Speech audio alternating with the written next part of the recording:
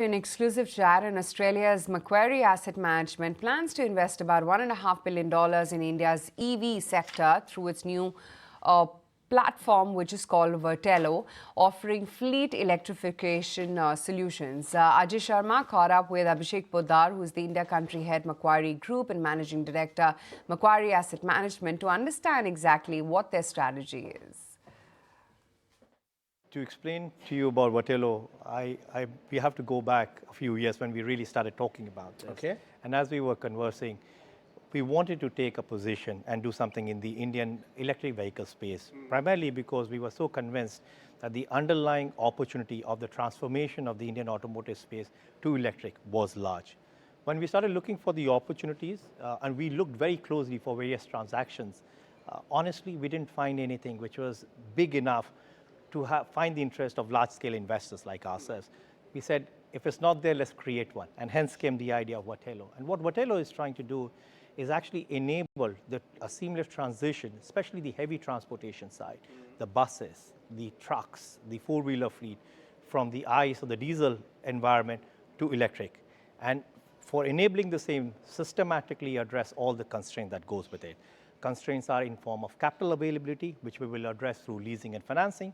Constraint is in form of charging infrastructure, so we will set up the charging infrastructure for the fleets that we deploy on the ground.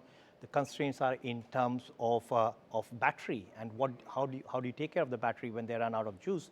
We will be partnering with various folks to enable the right availability of the batteries. And constraints are in terms of technology and obsolescence risk, what happens on the residual value, and hence we are working with our partners. So Vell enables an easy migration for operators so that they can focus on what they know the best, which is handle the asset and manage their customers. For doing so, we've already tied up with a few OEMs in the market. We have created a strategic partnership and MOU with Tata Motors to buy up to 2,000 four-wheelers over the next 3 years. Another 2,000 buses that we're looking at buying from JBM Motors over the next 3 to 5 years, and a similar quantum from Eka Mobility as well. We've also announced our first transaction, which is we are leasing 44 electric buses to Chalo Mobility, which is a very large travel aggregator in India. And these are the JBM buses that you'll see on the streets of Mumbai, hopefully reducing the pollution levels that some of us have come to see lately. Sure, I understand.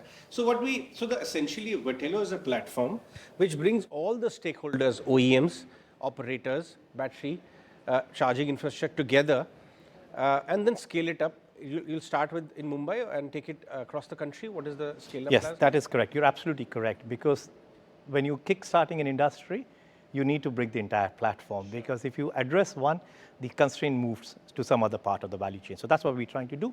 Our first transaction is in Mumbai, but our play is pan-India. There are a few active discussions that we have ongoing, where we will find our assets being deployed in other parts of the country. If you could explain to us how the $1.5 billion come into this vehicle. And also keen to understand what is the ownership of Vell. All the stakeholders will have stake, or the founding stakeholders and your partners have a stake, and what kind of IRRs are we talking about here at scale? Yeah, of course. So in order to capitalize Vell, we are looking at putting in about $400 million of equity in this platform.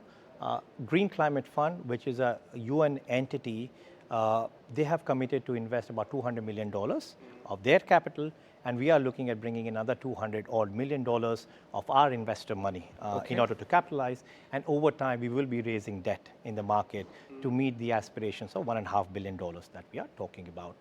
This entire platform falls within the Macquarie Asset Management. So this will be managed by Macquarie as the shareholder. Macquarie India. Macquarie Global. We work as one Macquarie Global. So when you say investors will also hold a pie, your investors in India or globally? Global. Our global investors. The pool of capital that we're bringing in are the global investors out here. But Vell has its own independent management team. Sure. So the CEO of Vell is Sandeep Gambhir, who was till recently the CEO of Oryx India. I get it. And what kind of IRRs are we talking about here? As you would expect from any private equity kind of an investment. Okay, great. Talk to us about how this opportunity can be scaled up. What are the numbers? Give us some numbers at least. Over the next 5-7 year period, once you have a use case here, and whatever challenges you're meeting, when you understand them and you plug them and you scale it up across the country, what kind of numbers are we talking about? The numbers are just mind-boggling, honestly. If you just look at the size itself, if you even just talk about buses, right, which is just one of the segments which has just started off. Today there are 8 lakh buses on the ground. Right? Every year there's 80,000 to 1 lakh. Government has set a mandate, a target of 40 to 50% of that transition to happen by 2030.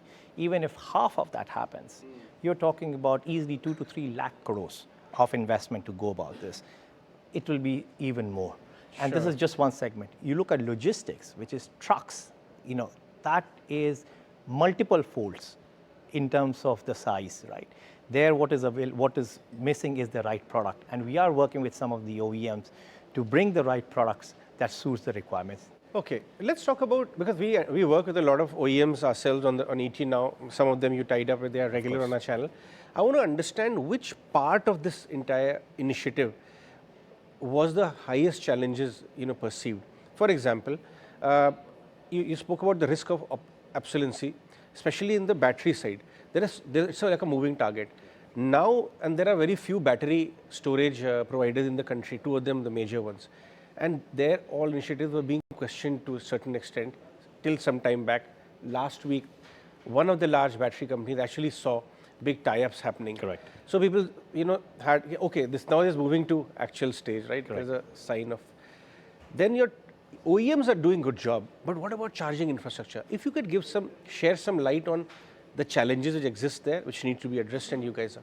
Yeah, absolutely. And charging infrastructure is a huge constraint today because the classical chicken and egg. Sure. How do you set up charging infrastructure without having the fleet on the ground? Companies like Tata Power and some others are doing good job, or you think variety of companies? I think they're doing a good job, but not to the scale. Required. Just India is a huge market, right? And I don't, if you're an investor, you would not just go and invest and assume and hope that the business will come through. And that's why charging infrastructure is such an integral part of our entire solution. From a CapEx perspective, it's actually not going to be that very large. But when we are setting up the fleet, to make sure that the fleet operators know that there is an available charging infrastructure where the buses or the trucks or the four-wheelers can come, charge, so that they are not losing out on utilization, is one of the biggest comforts, right? So you're absolutely correct. Charging infrastructure is a huge constraint, which we are addressing as part of this platform. Batteries is another massive constraint because even today, a large part of the supply chain is still very China dependent, right? But I'm hopeful with a lot of focus on domestic battery manufacturing, that aspect will get addressed. All right, that's a word on the booming EV ecosystem in the country.